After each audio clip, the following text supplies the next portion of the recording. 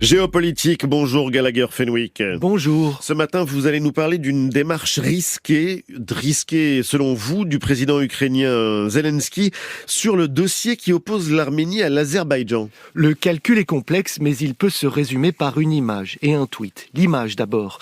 Elle fait partie des clichés qui auront marqué le sommet de la communauté politique européenne qui vient de se tenir à Grenade. Sur la photo, Zelensky est à gauche dans son habituelle tenue kaki. Face à lui, cheveux gris, costume sombre et cravate pourpre, le Premier ministre arménien Nikol Pachinian a l'air grave.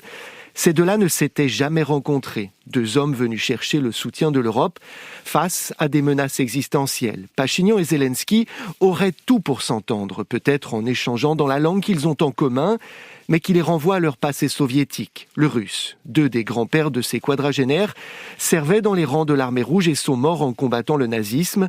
Arménie et Ukraine, deux terres de sang. Mais entre elles, il y a aujourd'hui une faille qui mesure la taille d'un tweet. 3 phrases publiées sur le compte du président Zelensky moins de 24 heures avant ce tête-à-tête.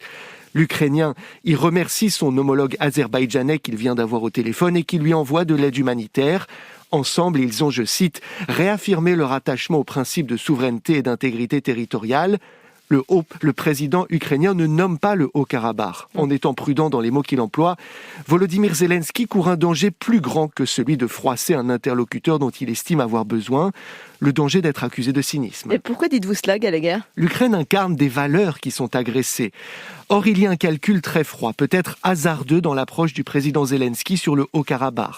En ne parlant que d'intégrité territoriale, il semble dresser un parallèle implicite entre ce territoire et le Donbass jusqu'à récemment. Dans les deux cas, un pays voisin arme et soutient des séparatistes qui proclament des républiques dont quasiment personne ne reconnaît l'indépendance. Dans les deux cas, le droit international est très clair sur les frontières. Mais leur défense justifie-t-elle tous les moyens et toutes les alliances ? Selon le Parlement européen, l'Azerbaïdjan vient de régler cette question par, je cite, « une épuration ethnique ». Cela sur ordre de son président Ilham Aliyev, un dictateur. En faisant de la politique, le président Zelensky prend le risque d'abîmer sa posture morale. C'est elle qui fait la force de sa nation aux yeux de certains des pays dont le sien reste dangereusement dépendant militairement et financièrement.